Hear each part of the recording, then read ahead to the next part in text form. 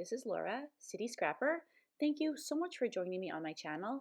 Today I'm excited to tell you that I am guest designing for Shimmerz paints this month. If you've been watching my channel, you may know that I absolutely love to create mixed media backgrounds. So I'm going to do that today using the April Color Kits collection from Shimmerz. The palette of the color kit is absolutely beautiful. There were 2 vibe sprays and 3 inklings. If you're not familiar, the vibes are sprays that are in the spray bottle, and then the inklings are in small little containers, and you add water to activate them, and they are so shiny and shimmery. I absolutely love those inklings, and I'm really looking forward to showing you what I did with them. If you are placing an order with Shimmerz and you put my name in the comments box, Shimmerz will include a free gift for you. And who doesn't love to get a free gift with their orders? I started out this layout by cutting out a very simple egg shape and a outline to go around it on my silhouette cameo, and then I used those eggs as templates on one of the Shimmerz pattern papers, and I cut an egg shape out of the pattern paper. Now I'm using some ribbon that I had in my stash, and I'm creating a cross pattern, and I'm just using the lines on my mat to help me line them up. I'm not worried about lining them up perfectly, although I am trying to make sure that the boxes are as close to each other in size as possible. And I'm using ATG adhesive to hold the ribbon down. I thought that would be a lot cleaner and easier than trying to use some wet glue. Then once I had all of the ribbon attached down to the egg and slightly attached down to the mat, I peeled up the egg and then I trimmed off the excess ribbon around the edges. This did cause my scissors to get a little bit gummy and full of adhesive. I'll use some rubbing alcohol to clean that off of the scissors. This technique was so easy to do. When I was at a crop recently, my friend Nisi was showing all of us how to make cards using ribbon like this, and I thought there has to be some way that I could use this on a scrapbooking layout. So far this is what I've come up with, but I bet there are other ways to use this as well. I attached down the outer piece using some gel glue, and then I just trimmed a little bit of the paper on the right hand side. I used another Shimmerz paper to create another egg. For this egg, I put the ribbon a little bit closer together just so that the 2 eggs would have a different look to them. Now I'm using some self-adhesive pearls and I'm placing them on the eggs where the ribbon crosses. And along the edge in some places there wasn't quite enough room to place the pearl all the way on the ribbon. So in some cases I chose not to put a pearl in that spot, and in other cases I decided to let it overlap the edge a little bit. I did use quite a few pearls on this egg. I often buy these sheets of pearls that have 3 different sizes on them from different manufacturers, and I always seem to use the largest pearls last, so I was glad to have found an application for those larger pearls. And then for the green egg, I use the medium-sized pearls. Now that I have the 2 eggs complete, I'm going to start working on my photo. I again use my silhouette cameo and cut out a very simple egg shape. And I'm going to be using this photo of my younger daughter, Julia. This photo was taken on Easter in 2015, so going back a few years now. And when I was scrapbooking it, my daughter Julia saw it and she was laughing and saying that she looked like Indiana Jones. She had that stick in her hand and the safari hat on her head, and she was laughing. But I love the Easter egg hunts. We kept those hunts going for many, many years, and maybe my kids were a little bit too old to still be doing them. We would always do them with their cousins, and it just was a tradition that I personally didn't want to let go of. I'm hoping to have some little ones in the family at some point, and then we can start the tradition back up again. I'm going to create a mixed media background now. I'm using a piece of 120-pound smooth white cardstock, and I've coated that with some gesso. Using a pencil, I made a few little marks behind those 3 egg shapes just to show me where the mixed media should go. I'm using the Shimmerz stencil, and I'm using some Liquitex modeling paste. I just want to add some texture to the background, and I want to create kind of an irregular arrangement of flowers all around this area where I know I'm going to have my photo and embellishments. Sometimes I'll put the color down in the background and then put the stenciling on top of it. And other times, like in this layout, I put the modeling paste down first and then put the color over it. It does create a different look depending what order you put the media down in the background. I found that by putting the stenciling down first, when I added the color on top of it, some of the flowers ended up with color on them, and I really liked the way that that looked. If you put the stenciling over the color in the background, then of course the flowers will have some of that color around them, but they will be white. I'll switch back and forth between these two ways of applying the stenciling and the color. It just depends on what mood I'm in and what I want to achieve with the layout that I'm working on. There are a few little spots on the background that I wanted to remove, so I'm using the palette knife to scrape those away. I just wanted to clean up the area a little bit, especially along the outside of the big shape. There was part of a flower that I wanted to remove, and it came up very easily using the palette knife. I allowed the background to dry fully. Luckily, modeling paste dries pretty quickly because I was very excited to get started. I started off using a Vibes color called Here Comes the Sun. I like to use the packaging technique. I just take an old piece of plastic and I apply the color to the plastic, and then I try to be very careful about applying the color to the background. I just apply it in small little bits when I press down. And you can see that I'm spreading that color all over the area where I added the modeling paste, and I think that that color looks super pretty. I'm adding some splatters to the background. I like to tap my scissors against the top of the spray bottle. That seems to make the splatters on the smaller side. And I especially like to concentrate the splatters along the outside of the large area of color, but I get a few in the middle as well. Then I allow the yellow to dry completely, and now I'm going to be adding some inklings to the background. I've already sprayed some water into the little pot of color. It comes dry, and then you add some water, and that activates the color. I use the packaging technique again. This time I just add the color onto the plastic using a paintbrush, and I really like this color combination. I think that it's really pretty. Each color is beautiful, but the combination I think is just gorgeous. I love these inklings. They're very different from any other product that I've used so far. They have a beautiful color to them, but they also have a sheen that I don't think I've seen in any other product. You kind of have to see it in person to appreciate it. It's really, really pretty. The name of the inklings that I'm using right now is called Me and Blue. I also wanted to add some splatters of the blue color, so I put a little bit of the color on my desk, added some water, and this time I'm using a paintbrush to splatter the blue all around. Again, I get it all over that big area of color, but I do like to concentrate most of the splatters around the outside of it. I continue adding lots and lots of blue splatters. The color is very light, so I didn't think that I could overdo it. And then there were a few spots where I thought I could add a little bit more of the blue color. I know that the center top is going to be visible, so I wanted to make sure that the color looked just right in that spot. So I also added a little bit more yellow up there and in a few other spots as well.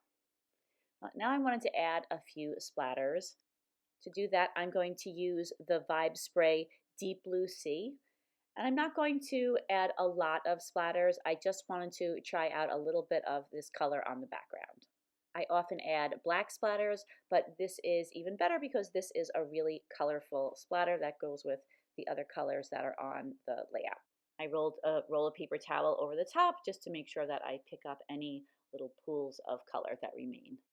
I wanted to add some more dots to the background, but I wanted them to be smaller than splatters. So I'm using this Tim Holtz stamp that has very, very teeny, teeny, tiny little dots on it. And I'm using it with some Staz On Ink in Midnight Blue. And I add those dots mainly around the outside because that's the part that you'll mainly be seeing. Of course, with any mixed media background, there are going to be areas that get covered up and some of the stamping is invisible. So at the end, I go back and I add a little bit more stamping in a few key areas that are very visible. I had cut out some extra egg shapes and I decided to attach those down to each of the two eggs to reinforce them, make them a little bit sturdier. The background is dry and the eggs have been completed, and it's finally time to attach all of the embellishments down to the background. So first I attach down my photo, and on the sides of the photo there's really nothing that needs to be seen, so I decided to layer the legs on top of the edges of the photo. Then I use some fun foam and I attach it on the side of the egg that's furthest from the photo, and that way the other edge can sit on top of the photo and the eggs will sit properly on the page. I use a T-square just to make sure that everything is lined up. And now this is one of my favorite parts of creating. I have large elements attached down to the completed background, and now I could just worry about making the layout look pretty. I added some small pearls around the outside of the photo because there were pearls on the eggs. I thought that it would make sense to carry that over to the photo. In with the pattern papers was a cut apart sheet, so all of the embellishments that you see on the page are from that sheet. I knew I wanted to put that little duck and the rabbit on either side of the layout. I think they're cute and perfect for this layout. And now I'm adding a little bit more stamping to the background. Sometimes you just have to go back in to a mixed media background once you see what's visible and what's not visible when the embellishments are on top of it. And in addition to adding a little bit more of that script stamping, I added a few more dots as well.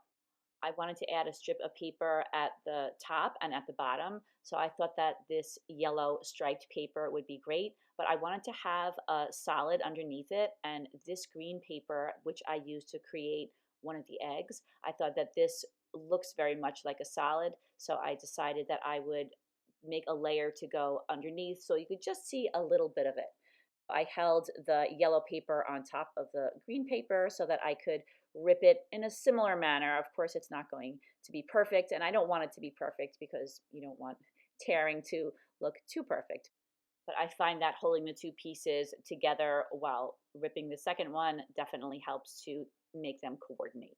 Once the papers are attached together, I make a few more little tearing adjustments to the green paper, and then I do the exact same thing for the paper at the top of the layout. And then I was happy with that, and I attached it down, and I'm using my ATG adhesive. When I attached the strip at the top of the layout, I rotated the page a little bit just to make sure I could see really well and make sure that I had that strip lined up perfectly. And then I went in and I roughed up the edges just a little bit more, not a lot, but I wanted to add a little bit more distressing to those papers. After I had added a little bit more distressing, I started working on the title. So I came up with a very pathetic title, Egg Hunt. I'm going to end up switching that out. I thought that that worked, but it just wasn't what I wanted for this layout. I wanted something that captured the spirit of the photo a little bit more. So you'll see I'll fix that in a little while. Right now I'm using Distress Oxide in Faded Jeans just to ink the edges of all of those blue embellishments on the page, and I think that that helps them to stand out from the background a little bit more. I like the way the blue looked on the edges of all of the blue flowers, so I thought I would use some Distress Oxide in Fossilized Amber and ink up the edges of these two yellow embellishments. Earlier I added a pearl to that yellow bow to tie it in with the rest of the layout. None of the embellishments are adhered to the layout at this point, so that's what I'm doing now. Adding some fun foam to the right side of the rabbit will help it to rest on the egg correctly and not be slanted. I attach down those two blue flowers, and then I place the bunny on the page and realize I'm going to need a little bit more foam there. The one layer of foam wasn't quite enough for the rabbit to sit correctly on the page. So I added a second layer of foam, added some adhesive to it. The two layers of foam made it just the right height, and now that bunny sits nicely on the egg. I wanted to add a little bit of dimension to the bow, so I just added one layer of the foam I'm going to place that right back again where I had it. I think it looks nice right underneath the photo. And then for the large blue flower, I didn't need any foam. It was sitting almost totally on top of the egg, so that was enough dimension. And then I popped up the duckling in the same way that I popped up the rabbit, and I attached the two blue flowers on the left side of the layout down to the page. I also want to give a little bit of dimension to the butterflies, so I added a few lines of foam behind the wings, and now I'm putting some ATG adhesive on the foam and on the center of the butterfly, and I press it down in the center, and that helps the butterflies to have a little bit of dimension. I love to add pearls to the centers of my butterflies. I'm using the same sheet of pearls that I used for the pearls on the egg, although these are very tiny pearls and I needed a little help holding them in place, so I used a touch of glossy accents, which I think is a great adhesive for pearls and sequins and things like that on scrapbook pages. And then I use my scissors to help me arrange the pearls in a straight line.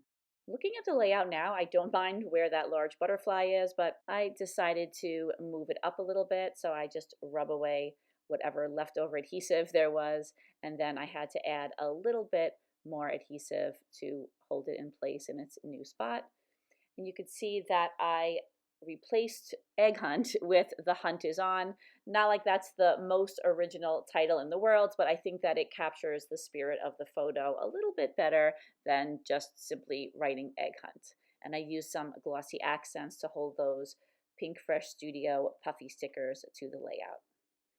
I decided that I could use a little bit more embellishing on the eggs, so I found two more bows from the fussy cut sheet, and I attached those down at the top of the eggs. And then I added yet another pearl to the green bow on the left. I added an epoxy dot to the upper left-hand corner, and this layout is complete. Here are some close-ups of the layout. Thank you so much for watching this video. Thank you for sticking with me through the whole thing. This was definitely a longer video for me. I really hope that you enjoyed it. If you take a look in the description box, you'll find the link to the Shimmerz website where you can purchase all of these beautiful materials that I used in the video today. Don't forget to use my name in the comments section to get a free gift from Shimmerz when you place an order. I want to send out a special thank you to my friend Joanne Bartel for everything she's done for me. I hope you have a fantastic day, and I'll see you again soon. Take care, everybody. Bye-bye.